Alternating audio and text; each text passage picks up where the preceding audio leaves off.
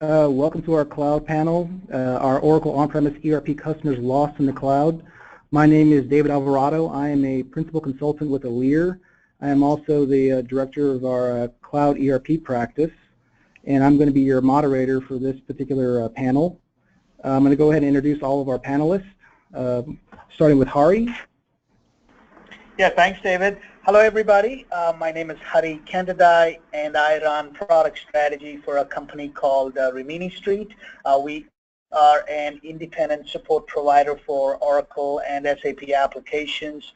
A very simple value proposition if you're not familiar with who we are, what we do. We replace your Oracle maintenance program with our program at half the cost, and with what we believe, and over 1,750 signed clients and counting believe, a premium type service level.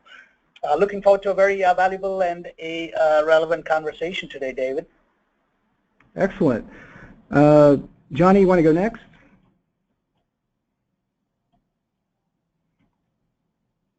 Or Peter?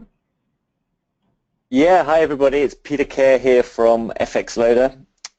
So our product, also called FX Loader, integrates currency exchange rates into a business suite and ERP cloud and a few other applications. So my expertise is in the integration challenges specifically with cloud versus on-premise, which come from our experience with rewriting our application to do that integration.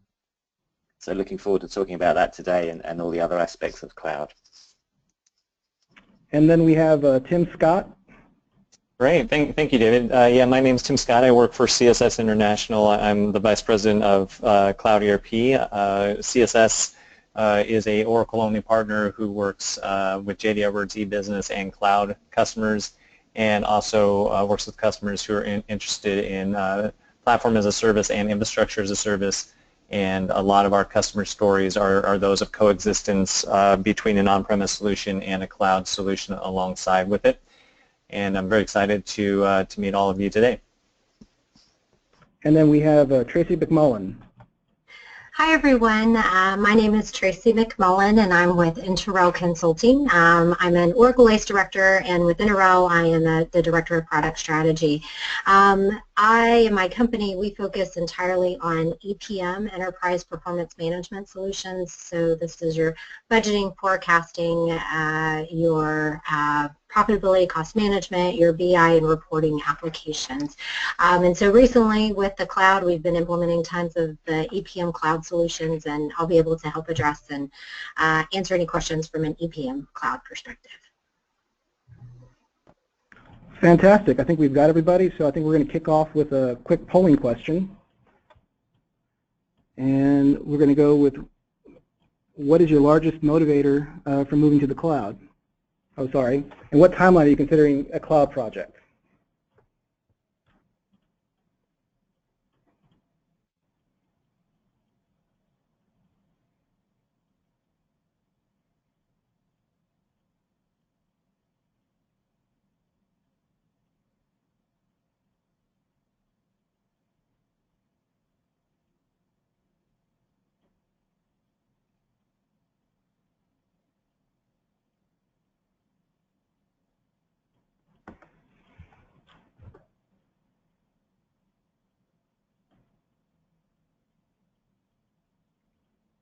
A lot of folks are still in the evaluation phase. It's interesting.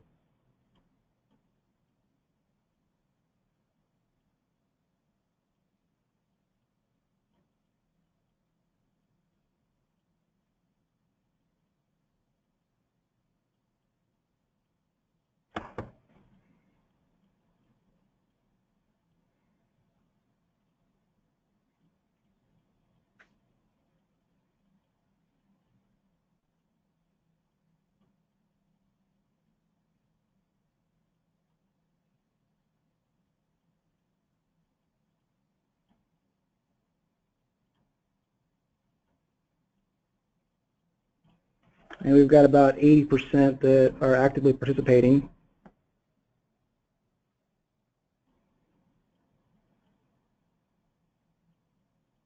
I think we can go ahead and close it out.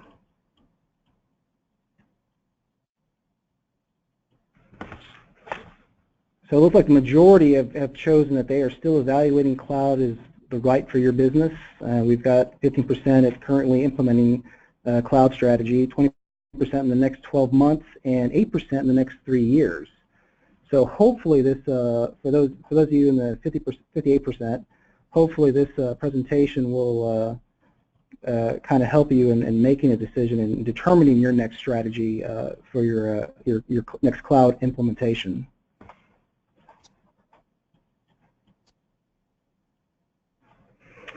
And we're going to go ahead and start with our first slide, which is basically going to be your options within the cloud.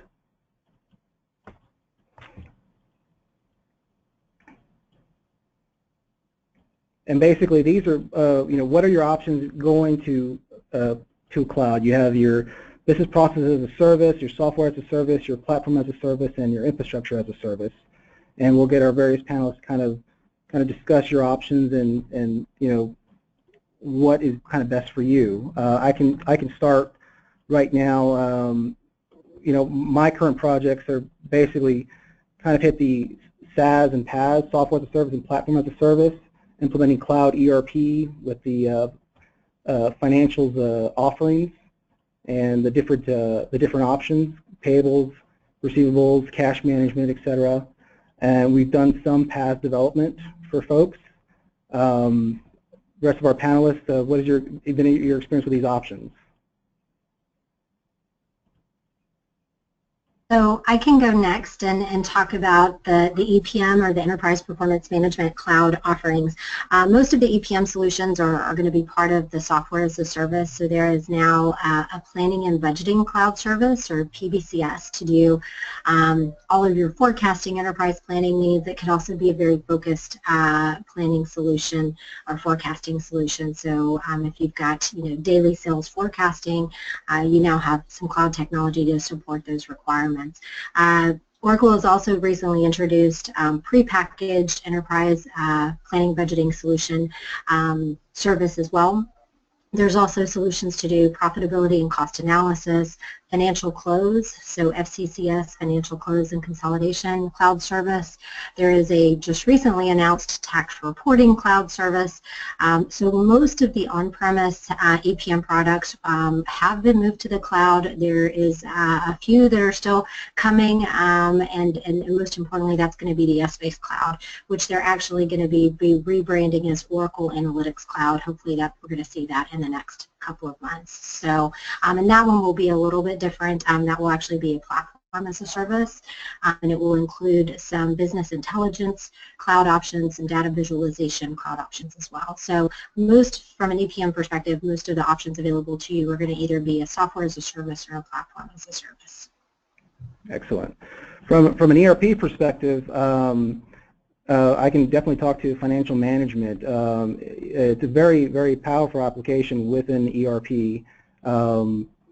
Me being an on-premise consultant for PeopleSoft and in implementing all of those on-premise applications from payables to treasury, et cetera. I mean, cloud ERP does, and definitely can compete with the on-premise. In payables, you have a lot of the functionality that you've seen in your on-premise. It's just, it's there, it looks different, you just kind of need to know where to find it. And they've improved on a lot of things too, as far as things that we would do on-premise, like maybe in a PeopleSoft environment, an application designer environment.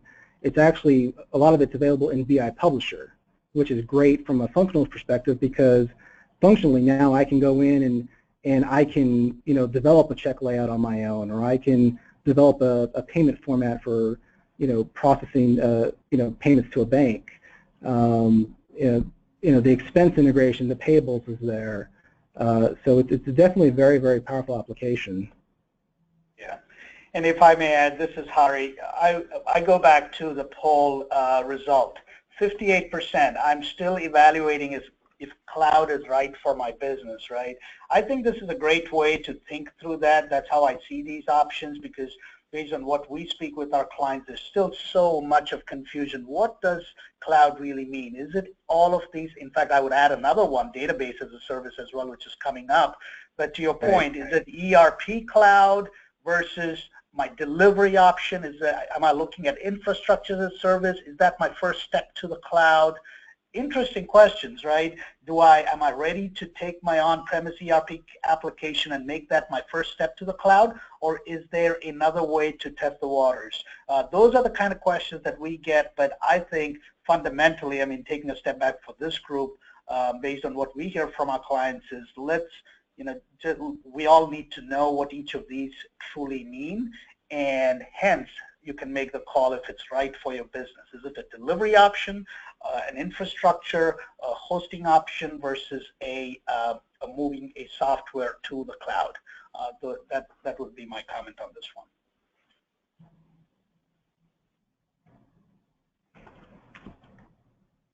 All right. Let's go to the next slide. So what is the difference? And we could probably spend, like I said, a whole hour talking about cost, performance, limitations. I mean, there are a lot of costs to consider. I mean, you've got licensing costs, you've got your implementation costs. There's definitely a lot of factors to consider when, especially what applications and offerings you are implementing. Are you doing data conversion from a legacy system? Do you have existing customizations in your current system that, what if delivered functionality in cloud can't handle? Do you consider paths development? So there are definitely a lot of costs to consider when going to the cloud. What about performance implications? Anybody have any input on that? I can speak from a data conversion perspective. As far as performance is interesting when you are converting large amounts of data. If you're looking at maybe 20,000 suppliers, your uploads into cloud could take a few hours, as opposed to SQL inserts or a component interface into like a PeopleSoft environment or an Oracle EBS environment. Any thoughts on that? Hi, this is Peter here. Just to point out the obvious, I guess, in terms of performance, that with the cloud applications, you're going to be a lot more reliant on your relationship with Oracle than perhaps you were before. So before your DBA could go tune things, now you're going to have a very close relationship with Oracle when things start slowing down to get them to investigate and fix whatever the problem is. Exactly. Yeah. Yep. Yeah, and David, I think you're spot on, and also knowing that the ability to be global as part of that performance is also a part of the value, I think, of looking at these solutions. Is Oracle is investing not only in the applications and technologies but also the data centers and putting the data centers closer to the end consumer, the end user. Right. I think that's expanding and improving a lot of those performance concerns that people have had, maybe as of 3 years ago. So, right. So from an EPM perspective, and the EPM solutions, so planning, budgeting, reporting, and analysis, what we are seeing is most of the product development is going into the cloud solutions. So we have seen the cloud solutions have new features faster and available to us by leaps and bounds. So there's a lot of things that we can do in the cloud that we can't do yet in on-premise. The on-premise newer versions are coming out much slower than they have in the past. So if you really want to take advantage of the new features and functions, the cloud is where you're going to be able to access those very, very quickly. And I think from a performance standpoint, so far the customers that we've migrated over from on-premise or that we've implemented in the cloud, we haven't seen any performance issues with the planning and budgeting solutions that we're implementing, the reporting solutions that we're doing. So that piece of it has actually been very smooth on the EPM side. Very quickly, my thoughts on the cost of moving to the cloud is, of course, not only the license and the software, the ongoing cost, right? There's a total cost that I believe we need to take into account, which will include of course, the cost of any hardware related. It's about the implementation, the migration issue as well. And we're hearing a lot about the skills that are needed too that actually can make up as well. So maybe stating the obvious, but it is a great exercise to go through all the total cost involved and then figure out the right benefit levels and over time, because it's not it may not be that obvious. So in terms of the skill set, do you find it harder to find more skilled ERP, maybe EPM resources than maybe instead of HCM? I think there seems to be a lot of market for HCM skilled resources, but with That's ERP right. folks, we are kind of rare. Yeah. So yes, I think it's more on the ERP skills. I do have a lot of my people focused on-premise. They do have a lot of expertise, but what does that mean in terms of skills? Can I transfer those the same staff and skill levels that I have over to when we move to the cloud, or does that mean getting some new talent? Because then that changes the game, right? I mean that's a big question. What do I do with my existing talent? So interesting discussions there. And then and Oracle does have some great training tools. I mean, the Oracle University, those online demand courses are really good. They do get you a great start in just getting you familiar with the cloud. But then also, just the real world experience does help. I mean, talking about a data conversion and actually doing it, it's two completely different things, especially on-premise versus cloud. I can tell you that from experience. Yeah, regardless how you fill your skills gap, either through a brand new skill set or through training, just figure that what that cost may mean to your organization. I think that will be a key category in terms of getting your people ready to take over from, if that's what you're doing, moving to the cloud. Gotcha. One of the things that Oracle is doing on the APM side is they are really trying to take some of the complexity out and build in configurators, and you kind of enable a feature, you configure a feature, and so they are trying to actually simplify it on the APM side, so that, again, from an APM perspective, a lot of times finance business users want to own those applications, so they want to try and make it very easy for those folks to be able to learn and implement those. So on the APM side, they're actually kind of making a conscious effort to try and simplify things in the cloud, where you were on premise and you had to tune and you had to do, you really had to have a very deep skill set in Essbase or something like that. They're hoping in the cloud that you don't really have to do that. You don't have to be, a super Hyperion expert in order to implement these. And Tracy, that's really exciting. On the ERP side, they're also doing a lot of the same things. I mean, they're not only from an implementation and using rapid implementation tools to get things up and running, because the goal, I think, with everybody who is doing anything in the cloud is you want to recognize value quickly. You want to see the products. You want to be using the products. It is something that is paramount on a project.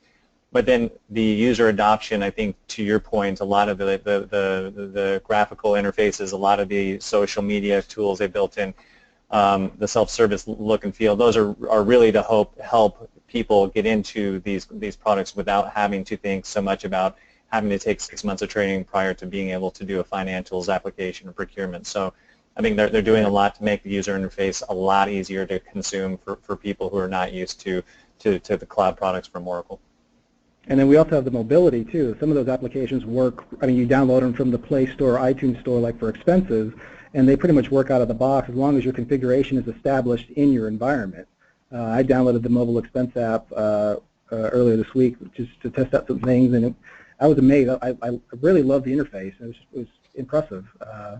So those are really, really good improvements, I think, for cloud ERP. And so I guess we'll go ahead and move along. Next slide. So the new and exciting features available in cloud. What are the most exciting new services and features? What can I do in the cloud that I can't do on-premise? What will I miss from my on-premise world?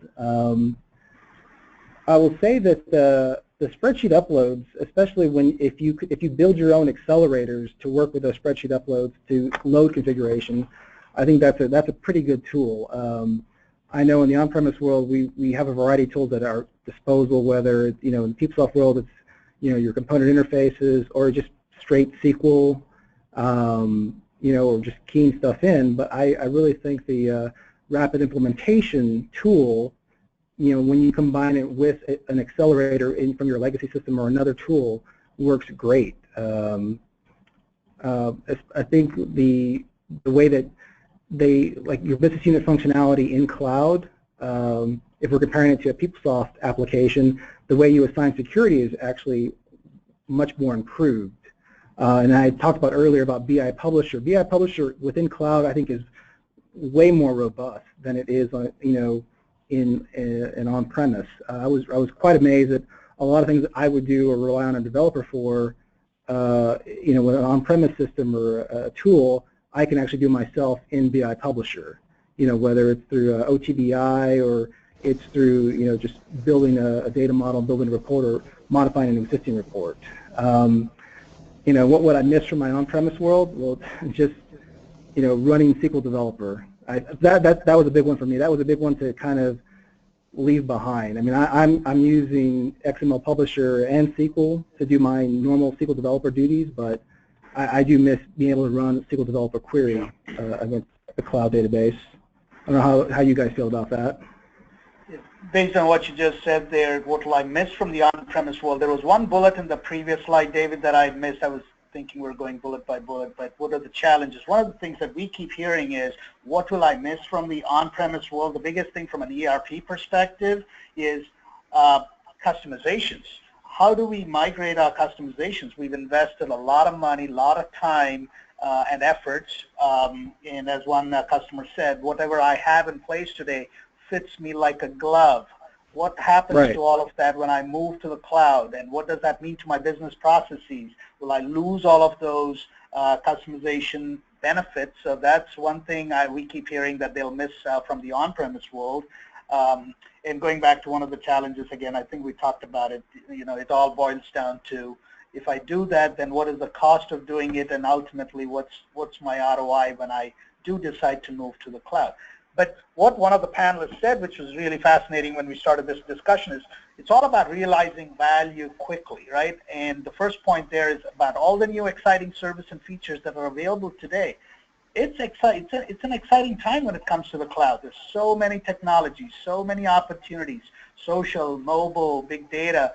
The question is, which business process do you want to pick in order to realize that innovation fast and get value fast to your business?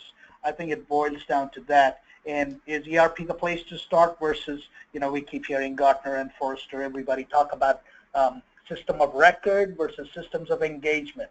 If you got a stable system of record in place that fits you nicely, why mess with it? Look at areas around the edges that you can go and innovate quickly and bring value faster. Those are some experiences from what we hear from our clients.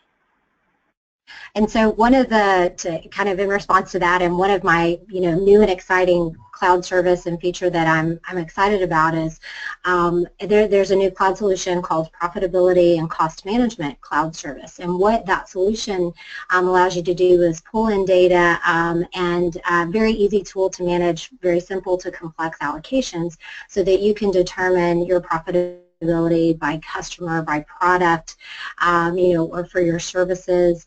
And so that actually, and it's a very simple, there's no complex scripting or anything. It's a GUI interface to create and manage all of those allocation rules and then the visual presentations of profitability curves and analysis. And that's actually a great entry point because a lot of folks right now have very cumbersome allocation processes. They could be doing that in Excel. And so what I would say is entry point for the cloud is potentially look for, you've got some, very painful manual process. Is there a cloud service that has a solution or offering to address that? And PCMCS would be a good, kind of a good fit for that. The other kind of new and exciting cloud service, it's not out yet, but it's coming very soon, is the Oracle Analytics Cloud, which is going to combine Essbase and Data Visualization Cloud Service, which is a really cool tool to do analysis and visualizations, charting, graphing, presentations of your data. And so I think that's going to be a really good opportunity for folks to look and see what kind of this new BI reporting solution on the cloud is going to offer. And so if you've got a departmental solution, that again is an Access Excel type environment, then these, implementing smaller projects are good kind of first steps into the cloud. Yeah, and I think that to the two top points, I think exciting in what can I not do in the cloud. I think one of the most exciting things is they've done a lot of things with the most complex products that people had a hard time implementing on premise. Whether it's planning or BI, some of those things, and by either embedding them into the core solutions, or at least putting them in there where you're not really on the line from the standpoint of having to do a lot of heavy lifting implementation work to just get the technologies in, is very exciting. Getting them embedded and having analytics and transactional information in the same place at the same time, I think, is fantastic. And that's where I think customers are starting, is looking at what is not in the on-premise solutions, whether it's advanced procurement, sourcing, innovation management. Those are just things that they don't exist in any of the legacy Apps Unlimited products. So a lot of customers start there because they can always replace like-for-like functionality, but that's tougher to justify than something that brings value that they could not ever get before. So. Yes, yeah. And the beauty is there are more choices than ever before, right? I think it's if you need to get started quickly, to Tracy's point as well, so many choices today that's enabling innovation. The great thing here is you don't need to wait for innovation to come within any of the legacy products, but you've got all these options that you can make sure that you can take advantage of now. I also think one of the things I really liked about it was probably the user interface, the UI, that you commonly see with the springboard, the global area, your different icons, using functional setup manager. I think it was all kind of central to me, especially when I first got into the cloud. I was like, well, what is all this? The info tiles, the dashboards. I mean, it looks nice, and it's got some great functionality behind it. And so I was really, really impressed with that design of it. I can't speak to any of the other competing products, but the UI was pretty impressive to me, especially the mobile one. I was really impressed with that. So I guess we can go ahead and move on.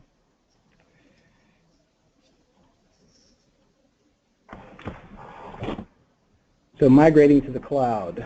I've been operating in an on-premise world for a while. Why would I want to migrate to the cloud? So we'll go ahead and kind of take that question. I mean, technology is changing. Their costs are rising. I mean, you may not want to invest in your hardware, or you may not want to invest in developing customized applications for your on-premise world, or you could go with a hybrid approach. You may not have to go 100% to the cloud. You could maybe just integrate expenses if you wanted to do that. I mean, there are definitely different options from what I think. I don't know if anybody wants to speak to that.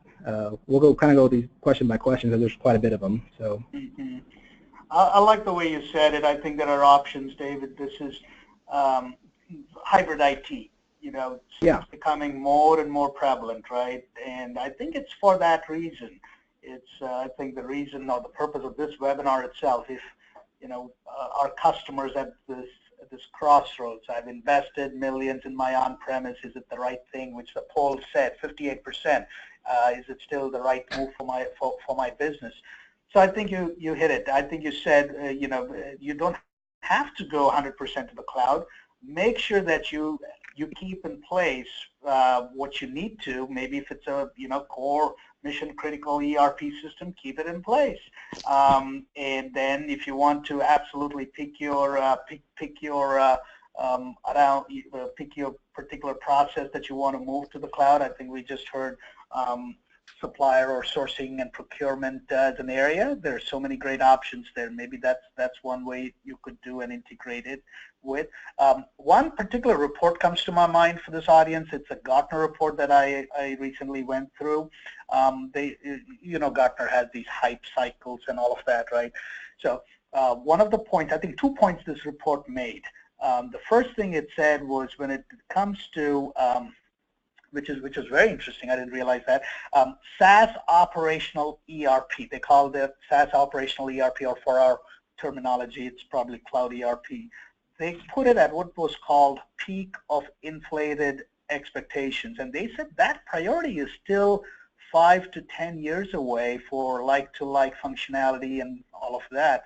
But what was more interesting in that report is they go on to say that hybrid IT is here and now. I mean, 82% of all of them that they surveyed, the CIOs and IT leaders, said that they are taking advantage of the cloud now. The question is, what are you, what does that mix look like, and what is right for your organization, taking into account not only the functionality and the technology issues, but also your financial and your ROI and risk-related issues. So I'm sure others will have their thoughts, but that came to mind.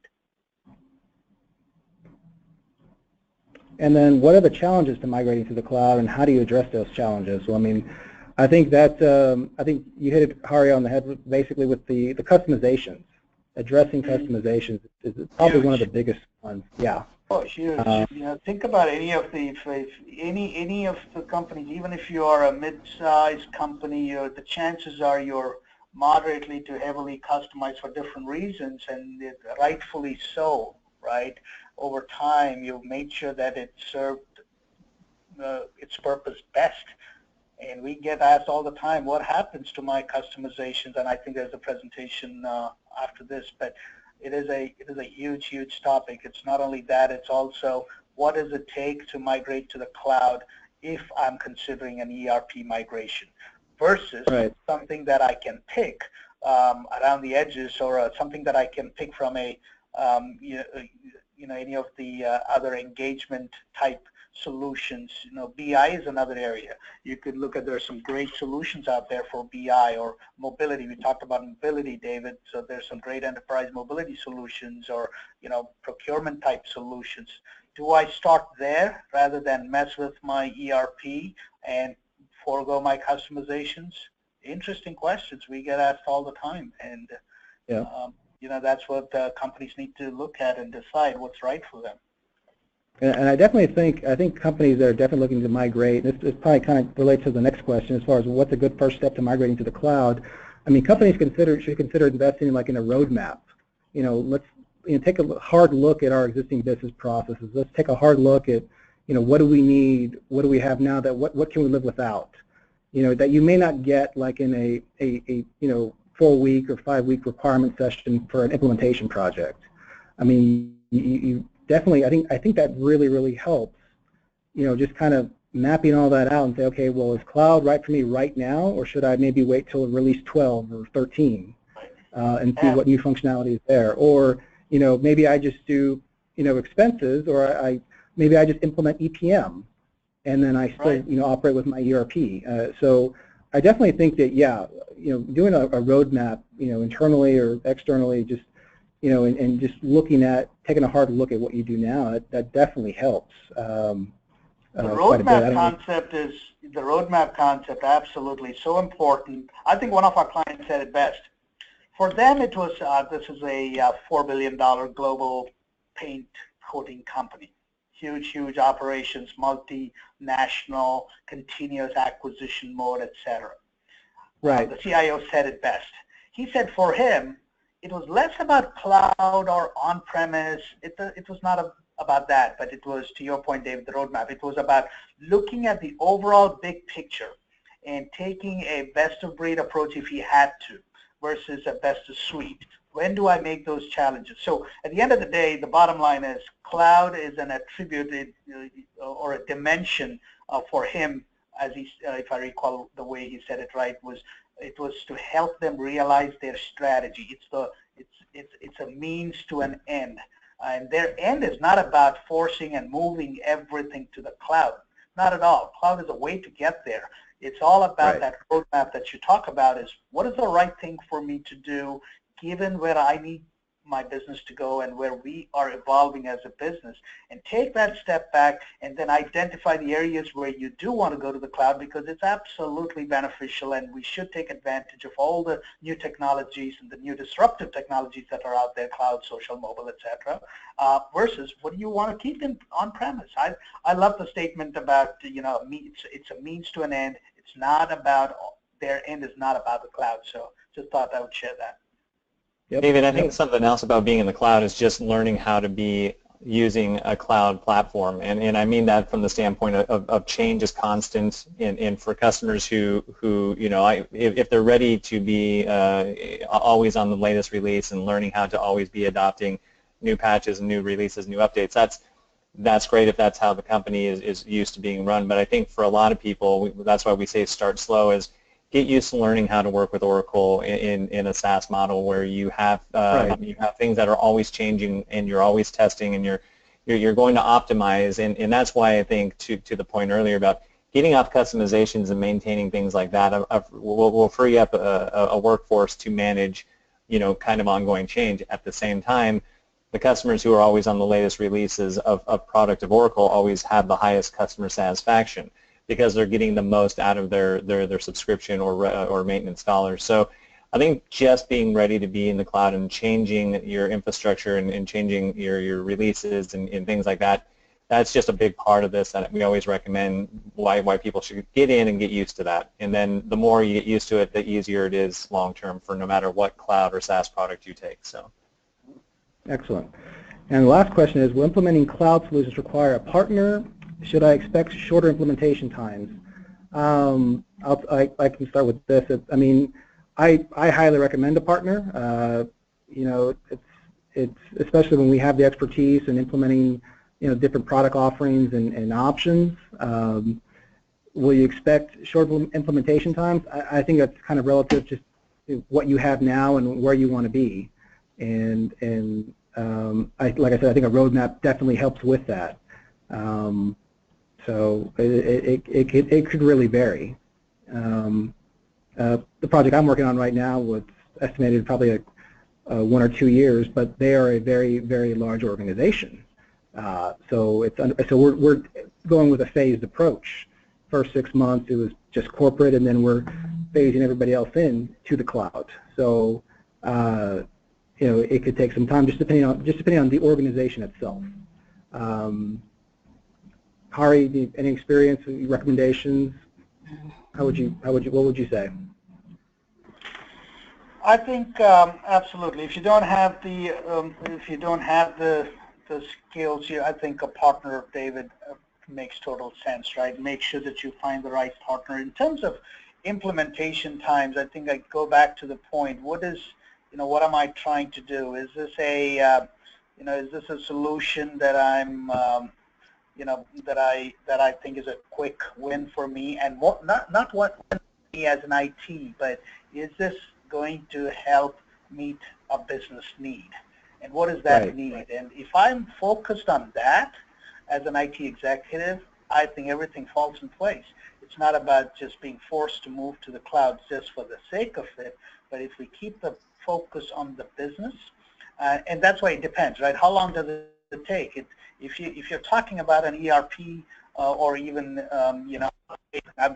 let cloud alone aside for a second. Even if you want to upgrade to the latest and greatest release, sure, the previous panelists talked about the upgrade and being customers are satisfied. The question is at what cost and how long does that take? As one client said, I don't want my best and my brightest people tied up for 18 months doing an upgrade when there was no business need for me to do so. So it depends. How long does it take? But I think if you do have a partner and who knows what they can do, and if you have identified the right process to go to the cloud that's going to fulfill a business need, and get those quick wins, because at the end of the day, the more you of course, meet business needs, the more trust comes back to IT. And in fact, in many cases, we see that they are able to grow their CapEx, capital investment in IT, because they have been able to demonstrate that they are able to delivering value to the business. So a couple of those points, I think from a timing perspective, depends on what you do. Partners, absolutely leverage great expertise that's out there. Good first step to migrating to the cloud. Pick and choose your first cloud move.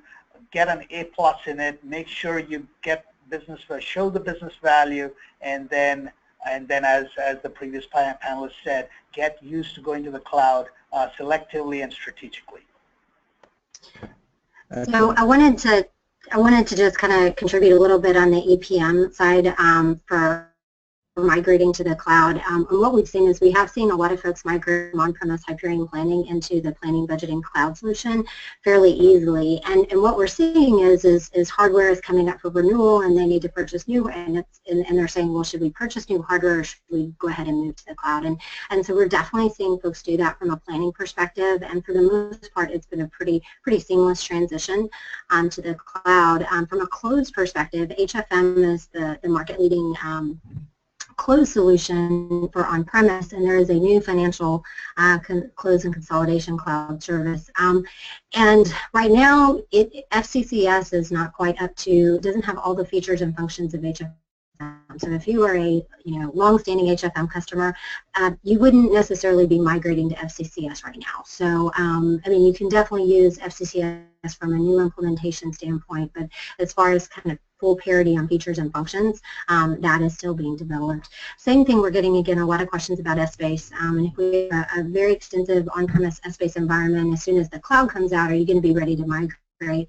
And probably not immediately, just with some of the administration tools and automations and things that you've developed on-premise, that you can start to maybe pick and choose maybe one departmental or a new way that you want to extend those solutions out. That's when some of the EPM cloud solutions make sense from a migration standpoint. So definitely from a planning perspective, that's a really good kind of path forward to migrate into the cloud. And then the other thing, just to kind of note on the cloud partner, from an EPM perspective, they are, trying to make things simpler. It's still good, I agree, to have kind of a partner guide you, work with you a little bit just to help you kind of learn, skip over some of those lessons learned that they've already experienced. And then the other thing that I would just kind of caution folks is that I think we do see a lot of times in the sales process where you hear sales, well, it's cloud, so it's going to be a shorter implementation time. And just because it's cloud doesn't necessarily mean it's going to be a shorter implementation time compared to an on-premise solution. Now, there are a lot of things, a lot of accelerators available to you, but I would just say, make sure your kind of eyes are wide open and you're really thinking through all the steps, because it's shorter, but sometimes it may be the same whether you implement on-premise or cloud. Yeah, agreed. I mean, especially around the sales process. I always think there's a common misconception. Yeah, if it's cloud, it should be cheaper. Yeah, and you are correct. It's not necessarily true. It really just kind of depends on what you're looking for, and I mean, the implementation life cycle is very similar. I mean, you plan, you prototype, you design, you test, and, evaluate, and then implement. I mean, it's very similar to on-premise. There's no real change in that. I think the post-production activities will slightly change. I think the cost attributed to that, but the implementation side of the fence is very, very similar. Just going to say, it's probably worth adding that there are a few bits, especially at the start of a project, which should be shorter. For example, your time to stand up your first test environment for CRP. Oh yeah, that's true. All of that obviously goes away a little bit, and Oracle can stand them up pretty quickly. So that part, does shorten down a bit. That is true. Yeah, the environment piece is relatively pretty quick. It's but if you're prototyping a design for your enterprise configuration and you realize that the flex fields you have for your segments, or maybe your overall legal entity structure is incorrect, and then you kind of go back to the drawing board. I mean, that could take a little bit more time, but yeah, I agree. The environments do come up pretty quick, and then refreshes, I think you schedule a couple of weeks in advance. I think it varies for the most part, but that definitely helps. So let's go ahead and move along. I do like the points you made there, David, by the way, that the common misconception is about the cost. It's still unbelievable how many of us, still, so strongly believe that it's going to be, it's a less expensive option. But I think, there are a lot of examples out there, and the point there being, do your homework from a cost perspective, because cloud is not necessarily cheaper than on-premise in the long term. Right. Exactly. So our next slide is getting trained up in the cloud. What are my options for admins, for users, and what's the learning curve on-premise to cloud? I can speak from a functional standpoint. I mean, there are a variety of training options, especially offered by Oracle. I had mentioned earlier the Oracle University courses, which are kind of on demand, and I mean, you can kind of take them whenever you want, and that's kind of helped me quite a bit. And then of course just working with an implementation partner, siphoning off that knowledge that your implementation partner has. They've kind of been there, done that. You're paying for it. Definitely learn as much as they can. Learn everything that they know, and then some. I think that's always the case that I've always taken with implementation partner, especially when I was an end user. Learning PeopleSoft from the very first time. I was like, okay, I'm working with a consultant. I want to know everything that consultant knows about my ERP system. So we'll kind of kick it off to the panelists. Any experience with training options, anything other than Oracle University? Sure. Well, and what I'll say is there's actually no Oracle University training right now for EPM cloud products. So I know it's definitely in the works and coming. But what Oracle has done is if you go to YouTube, there are several different YouTube channels or subscriptions, so Oracle Business Analytics, Oracle EPM and BI, Oracle EPM in the cloud. So there are these playlists of short videos, like anywhere from 2 to 6 minutes, that will have a product demo or how to configure a particular feature, how to use a feature, both from an administrative and an admin standpoint. So I definitely recommend for EPM in the cloud, check out YouTube, and you can just kind of Google any one of the EPM cloud products in YouTube, or search within YouTube, and then those subscriptions or playlists should come up, and there's a ton of content out there. So it is a great training option. They've also significantly, I think, improved the documentation for the cloud products. So they kind of took already good documentation and have added screenshots, have added in tutorials. So on the APM side, the documentation side, the recorded videos and things are going to be great tools for training. Yeah, and there's an excellent repository online of, I think, of all the different tables for the different products. I mean, I've used it extensively for ERP, just for the different applications. So it's I find that extremely useful, especially when you're trying to write reports in BI Publisher. That comes in handy. Yeah, and I think the other thing is a lot of people are learning from each other. The community system that they've put in place around the cloud products that you can become a part of is probably one of the most helpful things that we see. Like a lot of the things that are happening now in the cloud is user communities like this are getting together, and people are starting to be able to speak on common topics and common challenges and things like that. And so I think the communities that they've put in place, not only through my Oracle support, but just the cloud platform, help at least get some people together, because a lot of the links and a lot of the information that Tracy brought up, the social things on YouTube, are great. They're free. It's just finding the information that people need, and the more people who talk together, the more people are learning from one another. So exactly. Ari, do you have any input? Curious? No, I think the panelists covered it. I think that's yeah. All righty. All right. Well, let's keep moving on. And this is basically around customization and integration. We had kind of talked about one of the challenges of going to the cloud is how do you handle customizations, integrations from UIs, reports, different processes. For the implementations that I've been working on, we've tried to keep it as delivered as possible. I mean, obviously, with ERP applications and finance, we're definitely looking at customizations within BI Publisher in terms of your disbursement file formats for checks, electronic payments, things like that. Your different user-defined fields, your flex fields. And we are doing some PaaS development for some clients, but I'd definitely like to get some of your expertise around this. How do you guys handle customization, especially when you're dealing with a client that has a lot of them? Yeah, sure. So this was a slide I put together to try and try and look at the different kinds of customization. This is based around the business suite, in fact, because that's my expertise, but it applies in lots of cases. And of course, customization, as we've already discussed, is a big question that comes up all the time. How do I do these things? We try on premise. We try to avoid customizations, but we can do them where we need to. And in the cloud, we're often told, you can't do them. Now, to be clear, you can't do the same things. You don't have database access directly in any way. You don't have operating system access.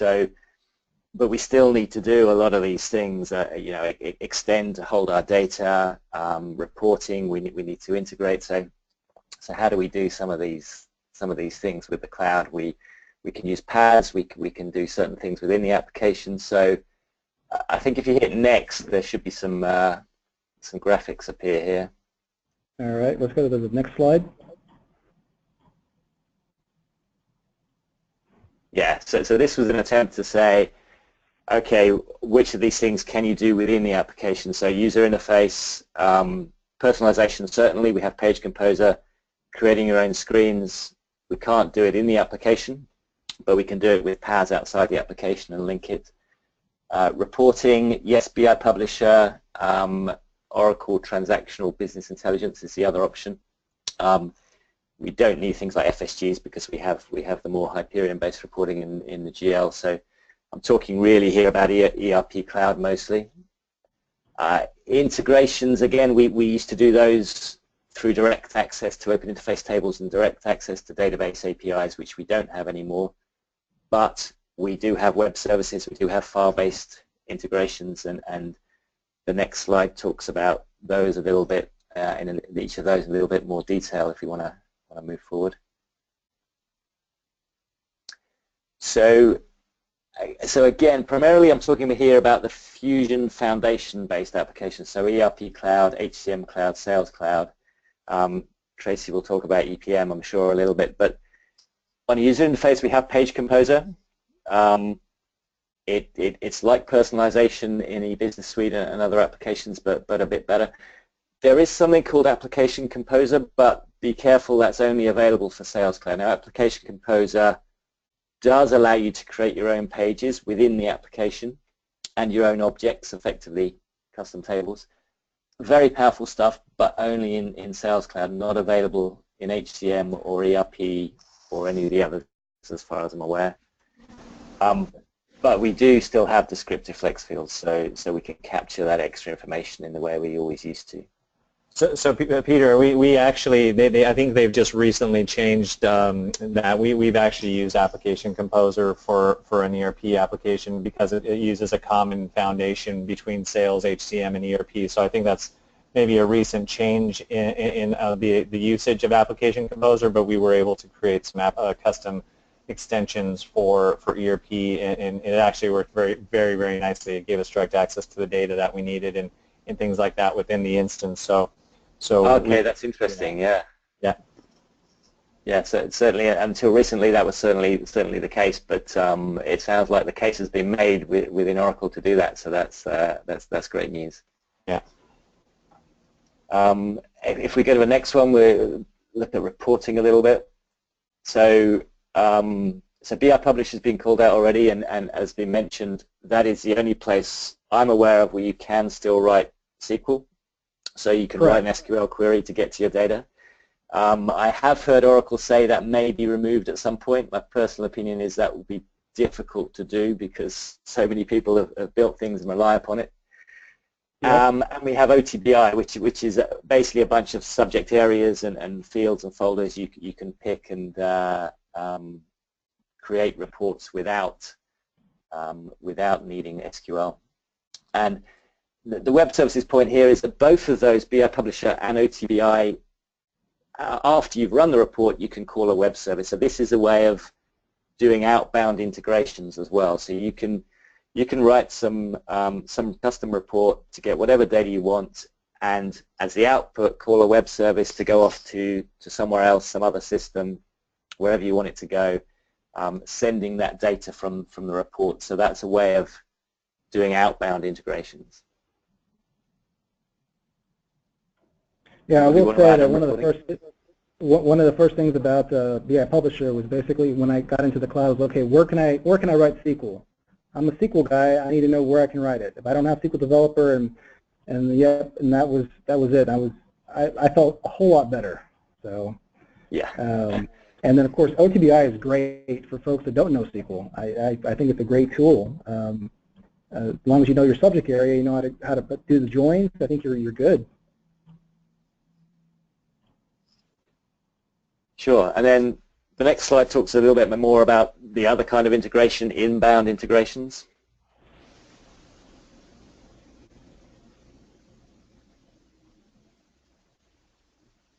Yeah, got it. So, so there are a couple of types here. There's these, we've already been mentioned, file-based data imports, which are available for almost every kind of data, customers, suppliers, etc.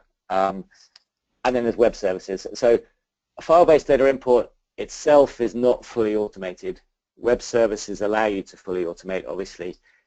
There's a mixture of SOAP and REST services. I think where we are right now is that REST is available for a lot of Sales Cloud, some of HCM, and a little bit of ERP, a little bit in projects. So most of ERP is still SOAP services.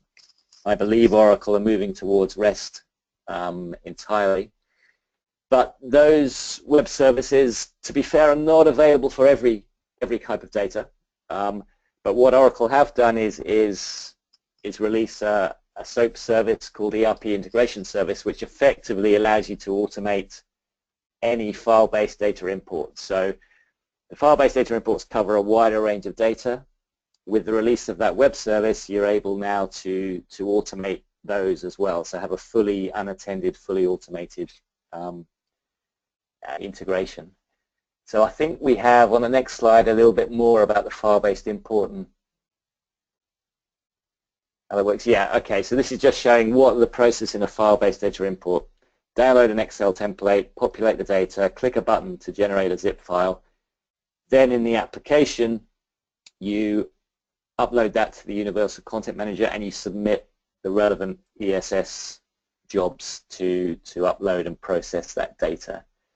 So if you click Next, you'll see that those last two stages can be automated with this ERP integration service. So as long as you can automate the first three steps outside as well, then you can you can fully automate any type of data that's supported by a file-based data import, which you'd want to do if you needed to fully automate and you didn't have a web service available, either REST or SOAP.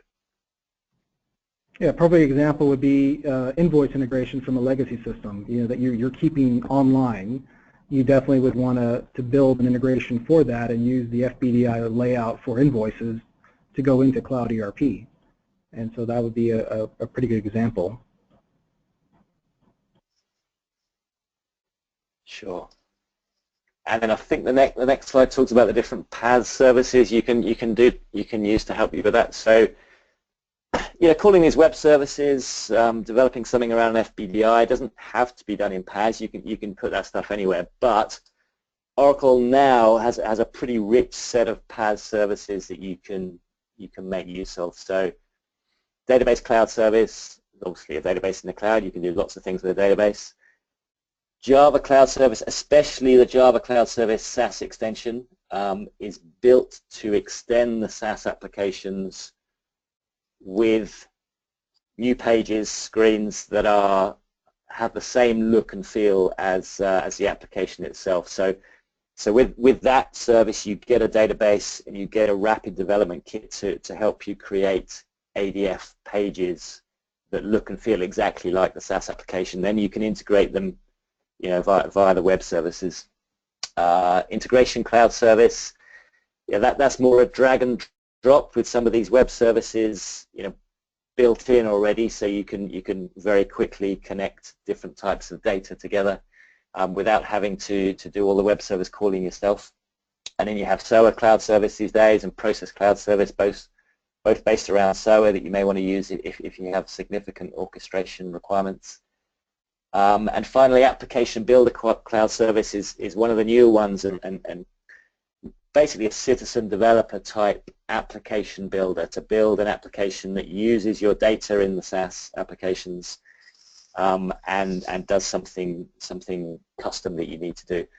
But that service only connects via REST, so you need to be wary of what's available as a REST service rather than a SOAP service. So, and all of this stuff is, you know, Oracle are adding to it all the time. If you go to cloud.oracle.com, you can find out what's available in terms of the web services, the API catalog. You can go look up, you know, the exact WSDLs where to find, and you'll find specific web services, for example, for journals, for AR invoices, and all the details of the FileBased loaders and the personalization, the page composer, etc.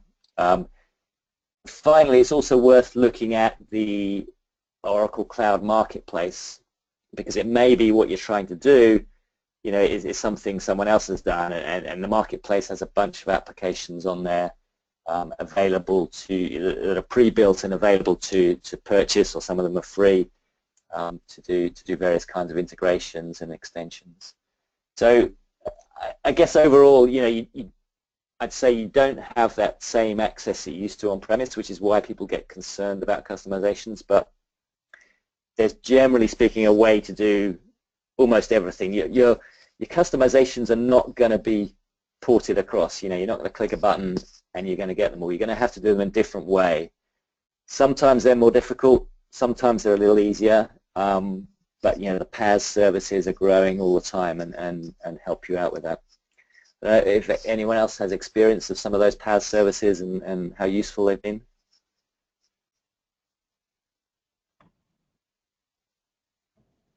I was going to say integration cloud services is the one that we've seen again the most, is whether it's you know, non-Oracle systems or you know, or Oracle on-prem. We see a lot of customers who come in and say, you know, we need an infrastructure, an integration infrastructure that's going to allow us to talk into our cloud, our on-premise.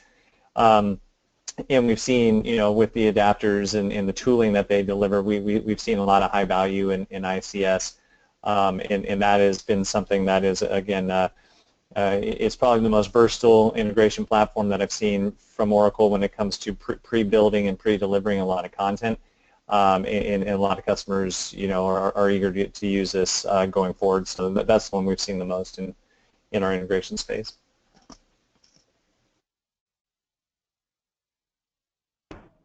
All right. Anybody else have anything to add to this topic, or we can move on?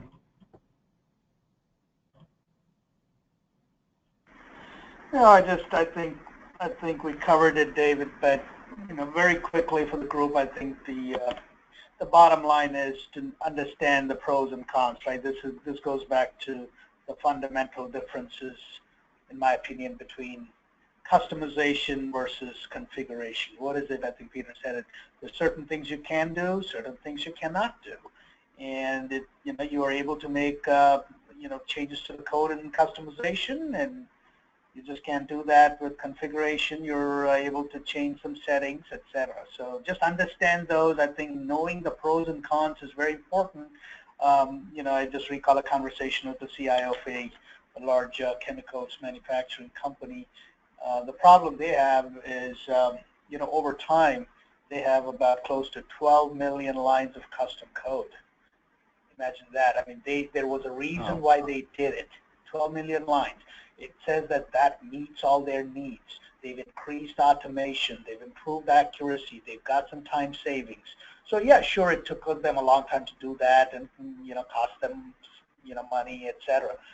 But that's the price they paid to get to where they are today. So the question is, in that kind of a scenario for that kind of a company who's kind of almost perfected the process with customizations, what do you do? And that was the conversation. You know, it's not only do I not get support for those customizations, but why would I, you know, in a way rip and replace and move to in this case, in their case, the topic was about ERP cloud, and they just wanted to take that money and invest in other innovations that we already talked about. So different options. Again, bottom line, I think understand what you have in place today and the difference between what you would forego versus, and as Peter rightly alluded to, there are things you can absolutely do. The question is it all right for you? Right, exactly.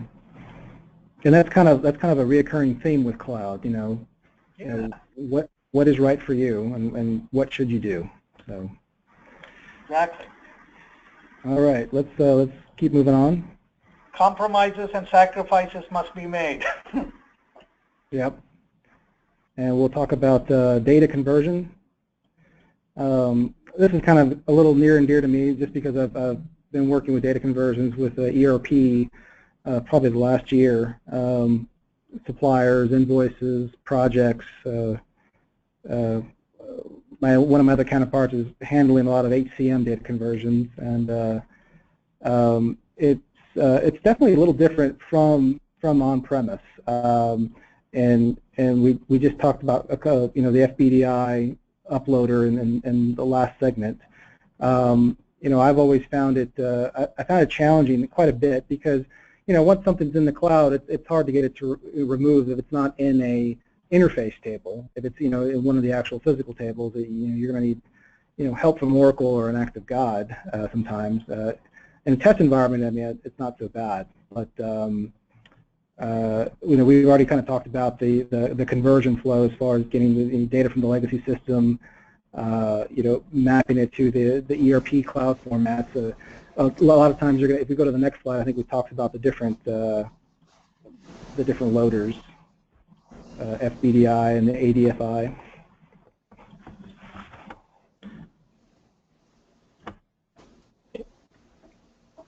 Yeah, and I think really one of the big considerations is because again you don't have direct access to the database and the cloud solutions. Right. Everything has to come through this process and then what we call the front door.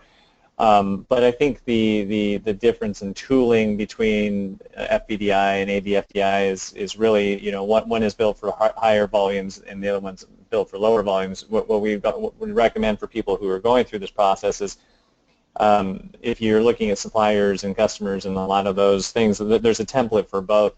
Yep. The ADFDI is nice just because of the fact that it validates the dependencies as they go in. The spreadsheets themselves, they have a lot of notation and they have a lot of required field and they have a lot of that, but you also are looking at potentially a lot of different use cases on how much data you're bringing in. So I think stepping back to data in general is knowing your data best and plan on being very heavily involved with this, because an implementation partner can come in not knowing your data and it takes a lot longer to go through these cycles. It's better to have somebody sitting with them who says, okay, we know the data, here's what's coming in, here's what's not. And that mapping and cleanup exercise, I think, is maybe the long pole in the tent, is know that if you do that beforehand even, because these templates you can pull down at any point and know what you're going to need to load, that preparation can save a lot of time and a lot of money for customers during the process of implementation. Yeah, I agree. And speaking as a PeopleSoft specialist, I mean, one client we were working with PeopleSoft, and essentially we built the accelerators to match the FBDI formats and produce those FBDI CSV files and then upload them directly to the cloud. So it took some time to develop the accelerator, but I mean it definitely worked. And instead of populating a spreadsheet, we just created the output format that was required by the system, and it was great. And I think that use case you just mentioned is the way a lot of people actually do, some integration, some very basic integrations between the cloud products and legacy systems. Is do that, then orchestrate it and schedule it through ESS jobs and use the web services that are available. And that for a lot of people is enough. That's all they need to have an integration. So. Yep, I agree.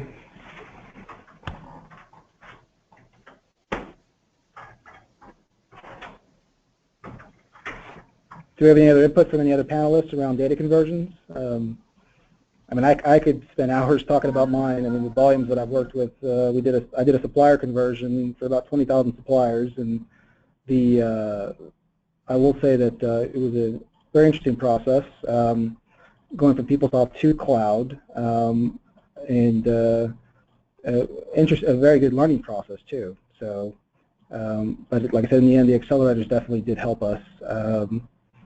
And we started out small, doing a subset of data, and then in our second test move, we started, doing the entire conversion, just to get timings and see what we'd have to do, post go live. There's also things too that if you want to put them in production already, it's static data that's not going to change. You can do that too. That way, it copies down from every environment refresh. That's a really good practice if you know for sure that the data won't change. You can do things, like your enterprise configuration setup. Once you've got that finalized, that could go into production. So. I agree.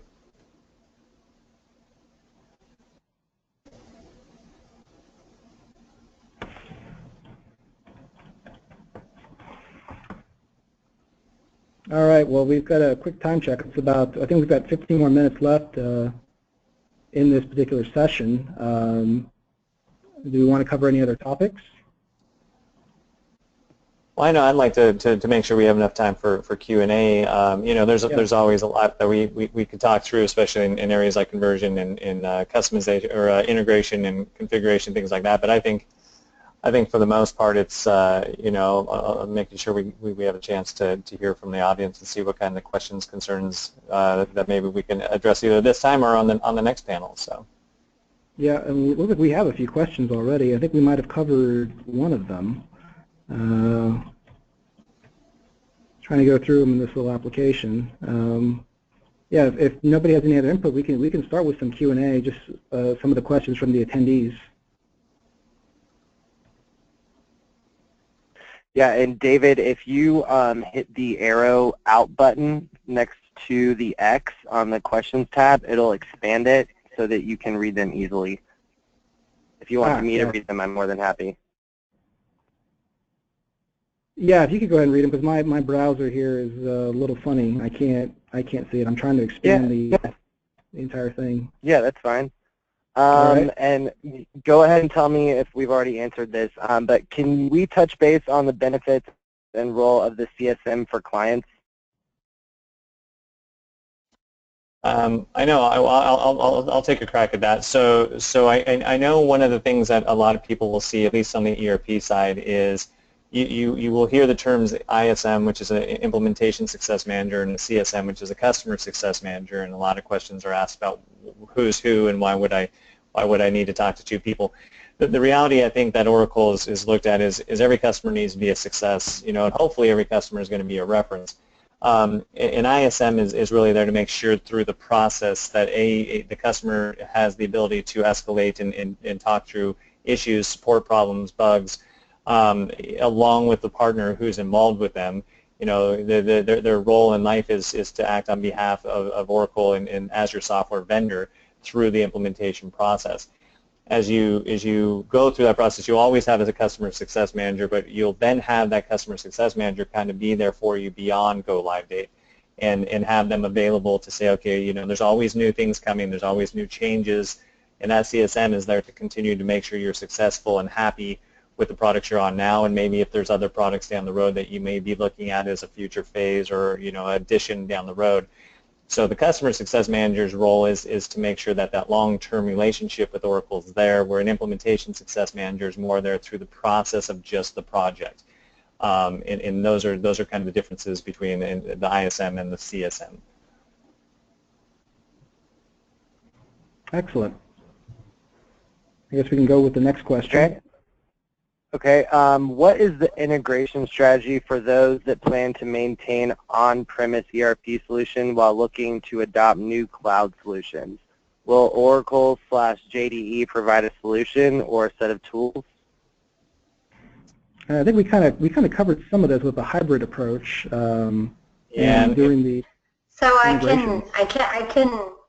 can speak to on the EPM side. On the EPM side, so if you've got an on-premise ERP and then you're looking to do planning, budgeting, reporting, BI or close type solutions, there is a tool called Financial Data Quality Management Enterprise Edition, FDMEE, which is going to be a great solution to connect your on-premise solutions. FDME has direct connectors into a lot of the ERP systems that can then directly connect into the cloud. So that is definitely their strategy. For the EPM cloud products. There is also kind of a lighter version that actually comes with your cloud solution. It's still more file-based in that approach, but if you're looking for the direct connectors, that's where FDME will be the solution for on-premise sources into the EPM cloud. Yeah, and CSS has done several integrations for both JD Edwards customers and EBS customers who essentially they want a front end with some procurement or sourcing or other modules in the cloud, and it's really it's not as big of a thing as people will they look at it as it's going to be a massive undertaking. It really isn't. A lot of the things we've covered on this panel today. There are everything's from orchestrated file-based integrations to a pure web service integration to things that are more elaborate like integration cloud services. All of those things can come into play, but a lot of our customers go with the basic option for the initial take, and CSS has got many customers who've done this, and believe me, it's not as daunting as you think to integrate an on-prem application with a cloud solution. So. Okay, and then if you, let's see here. Have you worked on synchronizing customer/vendor data between R12 and cloud, or syncing sales order status, etc.? I haven't actually. I was working on syncing data between PeopleSoft and cloud. I think the methodology, the approach that I took might be very similar to doing R12, but I can kind of speak to that a little bit as far as, the approach that we took was, identifying, okay, well, what are our key business processes for, suppliers? What's the day-to-day, what's required, what fields do I need, what maps over to cloud? And then with PeopleSoft, we had the effective date concept. So all the different records are effective dated, and that's what we leverage on. Okay, who's going to, what are we going to look at for updates? And we also leverage the auditing feature as well. It took a while to come up with a solution, just planning it, because we had to be very specific as far as, okay, I add a new vendor, okay, I know, okay, that ads will go directly into the cloud because it doesn't exist in the cloud. But if I go and update an address, okay, well then I'll have an address with a greater effective date. If I go and update a location or banking information, well that should also be effective dated as well. So we had to utilize the effective date concept, and then understand and then use auditing to determine, okay, well what fields were updated, and then that's what we use in our accelerator to create our FBDI CSV file that goes into cloud. But I don't have any experience with the R12 side of things.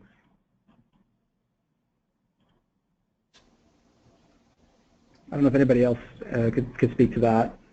Yeah, well, and I think R12 being fairly new, I don't know if it changes much from previous releases. I would say that there's one thing that comes into play a little bit with our R12 is that they uplifted a lot of technology as part of this release on the underlying side, and a lot of things that were SOAP API or SOAP web services now are REST, and that allows us to have bidirectional.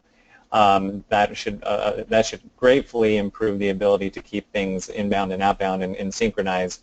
So I think that's exciting, but it's still early days around best practices for R12. But I think the technology uplift will definitely help a lot of that.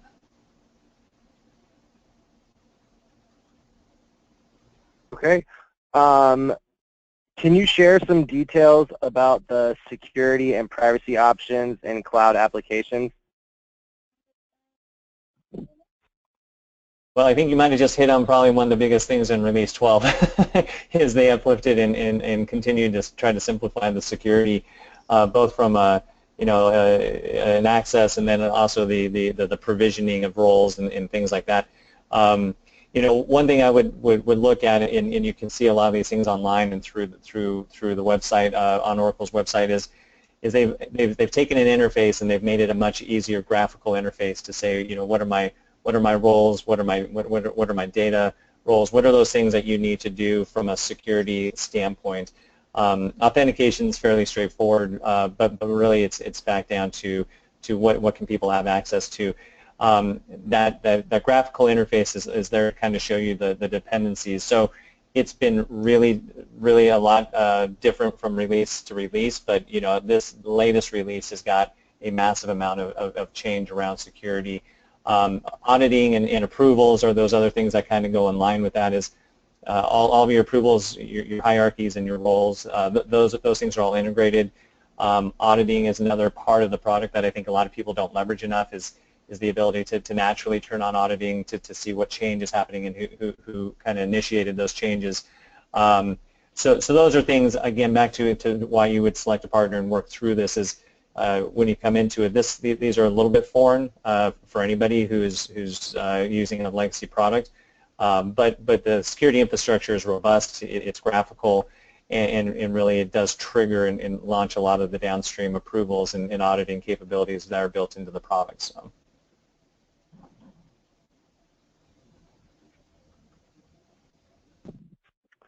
Okay, and how do you integrate Cloud ERP to on-site homegrown systems, say an MES system, when Oracle doesn't have any cloud APIs and you don't have access to the database?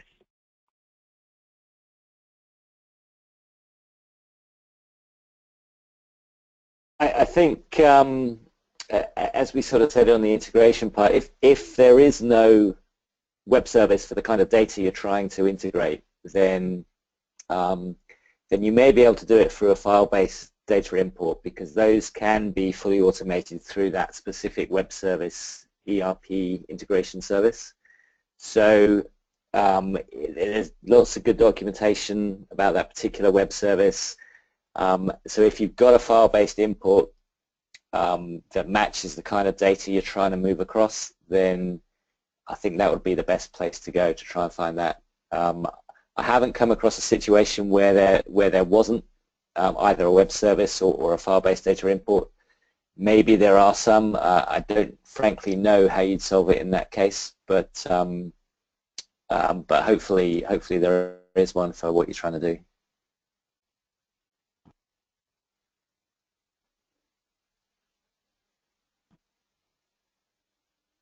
Okay, and that is all the questions that I have on my end.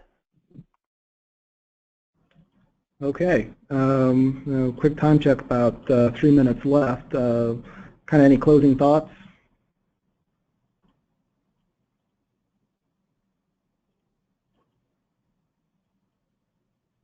Well, I really appreciate everybody's time. I think these are really great questions, and I think back to where we started this is there's a lot of change right now, not only within Oracle but just within the industry, and I think getting more people to come in and ask questions, and like I said, from our perspectives, I mean, I know we've seen a lot over our last couple of years, but you know, the cloud is still new even for people who are deemed experts in this space.